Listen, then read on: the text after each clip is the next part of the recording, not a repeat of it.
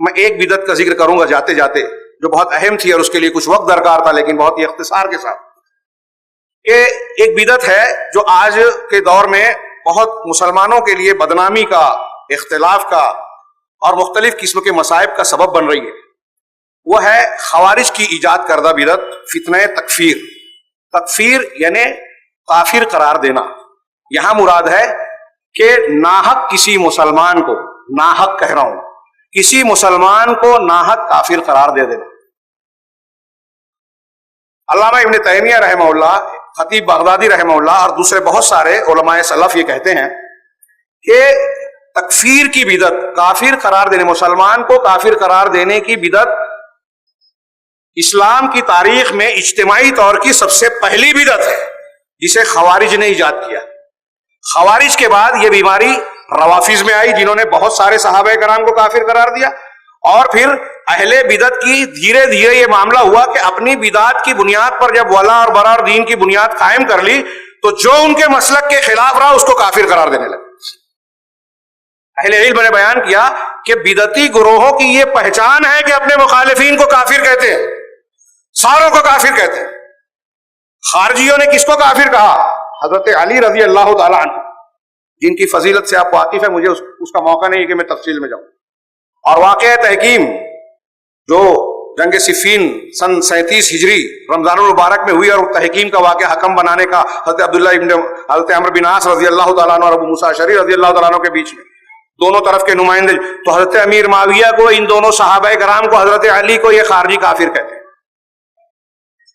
اور پھر اس بنیاد پر مسلمانوں کو قتل کرنے کو جائز بناتے ہیں، بوڑھوں اور بچوں تک کو نہیں چھوڑتے. اس میں کچھ فرقے ہیں جو کچھ استثنائی مسلک رکھتے ہیں، لیکن خوارج کا یہ عقیدہ ہے کہ حضرت علی کافر تھے، نعوذ باللہ. کیا ہم اور آپ کوئی جانتا ہے، مان سکتا ہے یہ بات؟ عبد الرحمن ابن ملجم، جس نے حضرت علی رضی اللہ تعالیٰ عنہ پر حملہ کر کے شہید کیا تھا، جس میں شہید ہوئے آپ، وہ بڑا دیندار آدمی تھا. مصر میں حضرت عمر نے بھیجا تھا لوگوں کو قرآن پڑھانے کے لیے، لیکن بعد میں جب حضرت علی کے ایک قتل میں ماخوذ ہوا تو اس نے خود کہا کہ مجھے تم ایسے مت مارنا آسان موت، میرے جسم کے ایک ایک عضو کو کاٹنا تاکہ زیادہ تکلیف ہو، زیادہ اجر و ثواب ملے گا. یہ خارجی تھا. روافظ نے صحابہ کرام کو کافر کہا. یہ کافر قرار دینا ناحق کسی کو دلیل کے بغیر، یہ اہل سنت والجماعت کے عقیدے کے مطابق بدعت ہے. کافر کسی کو قرار دینا چھوٹی موٹی بات نہیں ہے. کاش میرے پاس وقت ہوتا کہ اس کی میں کچھ تفصیل بیان کرتا.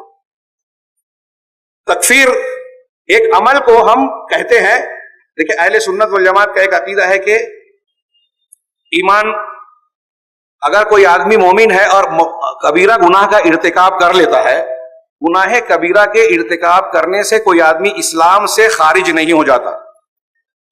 کچھ کفر کے عمل، قرآن و حدیث میں عمل کو کفر ضرور کہا گیا ہے، لیکن وہ کفر عملی ہے، کفر اعتقادی نہیں ہے.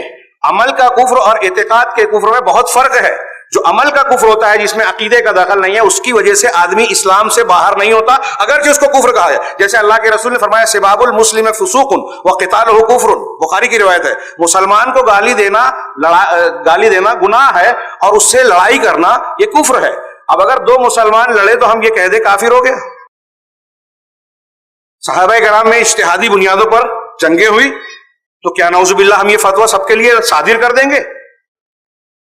لیکن خوارج نے یہی کہا کہ اگر کوئی شخص کبیرہ گناہ کا ارتکاب کر لیتا ہے تو وہ اسلام سے خارج ہو جاتا ہے.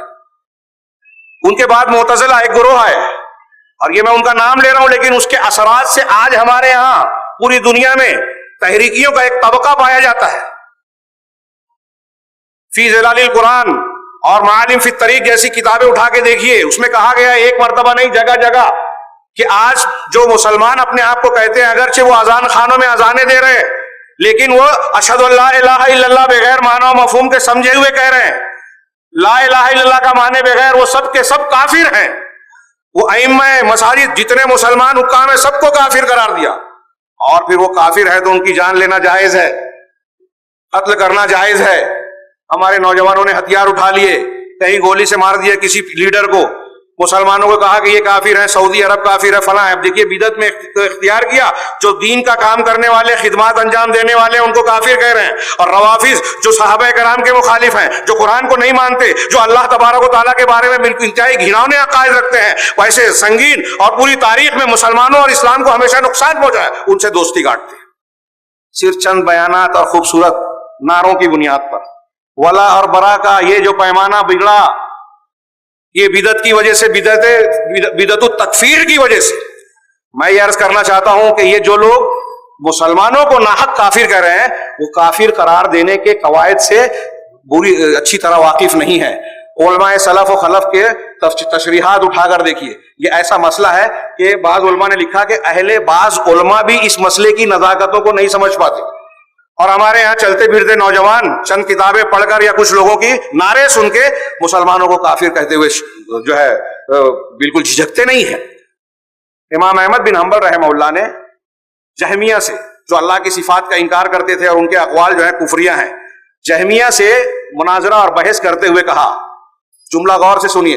امام احمد بن حنبل کہتے ہیں کہ جو بات تم لوگ کہتے ہو جہمیہ سے، کہ تم لوگ جس بات کو کہتے ہو، اگر میں وہ کہوں، میں اس کو کہنے بیان کرنے لگوں تو وہ میں کافر ہو جاؤں گا. اس بات کے کہنے کی وجہ سے میں کافر ہو جاؤں گا جو تم کہہ رہے ہو، لیکن تم کہہ رہے ہو تو میں تم کو کافر نہیں کہتا.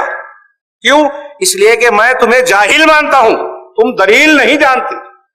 کسی معین شخص ہو، ایک عام قاعدہ، عام بنیاد پر کہنا کہ اگر کوئی شخص ایسا عمل کرتا ہے تو وہ کافر ہو جائے گا، یہ فتویٰ ٹھیک ہے. اللہ کے نبی صلی اللہ علیہ وسلم کی حدیثوں میں آپ کو اکثر ملے گا، جو ایسا کرتا ہے اس کا یہ حکم، جو ایسا کرے وہ کافر. لیکن کسی خاص آدمی کو کہنا کہ یہ کافر ہو گیا، یہ آسان کام ہے. یہ سیدھا سادہ معاملہ یہ نہیں کر سکتا. ایک آدمی، ایک عمل کفر کا ہے، لیکن کوئی آدمی اگر اس عمل کا ارتکاب کرے تو وہ کافر ہو جائے ضروری نہیں ہے. حضرت معاذ بن جبل رضی اللہ تعالیٰ عنہ، صحیح حدیث ہے، شام سے لوٹے، انہوں نے دیکھا کہ وہاں نصارہ اپنے مذہبی پیشواؤں کو جو ہے سجدہ کرتے ہیں. نبی کریم صلی اللہ علیہ وسلم کو سجدہ کیا. پوچھا یہ کیا کر رہے ہو؟ اللہ کے نبی صلی اللہ علیہ وسلم نے پوچھا، کہا میں نے ایسا دیکھا ہے. کہا ہرگز نہیں، ایسا نہیں کرنا. اگر میں کسی کو سجدے کی اجازت دیتا اللہ کے سوا تو بیوی کو کہتا کہ اپنے شوہر کے لیے سجدہ کرے. اس حدیث کو دیکھنے کے بعد یہ نہیں ملتا کہ اللہ کے رسول صلی اللہ علیہ وسلم نے حضرت معاذ بن جبل کو سجدہ کرنے کی بنیاد پر کافر یا مشرک کہا ہو، جبکہ غیر اللہ کو سجدہ کرنا شرک ہے، کفر ہے، کوئی اختلاف نہیں. اللہ کے رسول صلی اللہ علیہ وسلم نے وہ لمبا واقعہ بیان کیا کہ ایک شخص نے کہا کہ میں جب مر جاؤں، اپنے بیٹوں سے کہا میں نے کوئی بھلائی نہیں کی، میری لاش کو جلا دینا، آدھا ہوا میں اڑا دینا، آدھی راکھ جو ہے پانی میں بہا دینا. معاملہ ایسا ہی ہوا. وقت نہیں ہے، وقت ختم ہو چکا ہے میرا.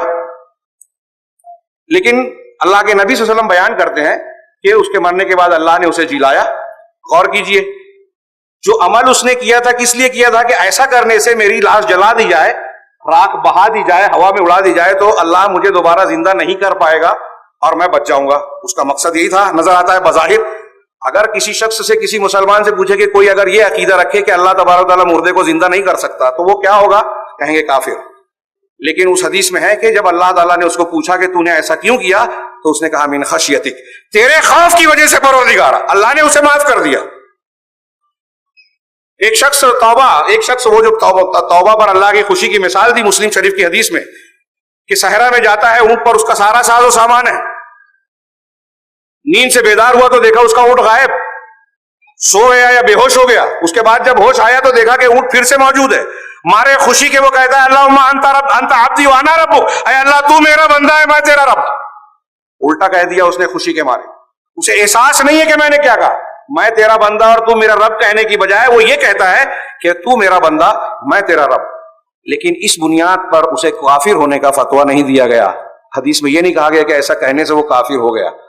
کافر کسی کو قرار دینے کی کچھ شرائط ہیں. وہ عاقل بالغ ہو، اس نے وہ عمل اختیار سے کیا ہو، مجبوراً نہ کیا ہو، اس پر دلیل پہنچی ہو اور اس کو وہ سمجھا ہو.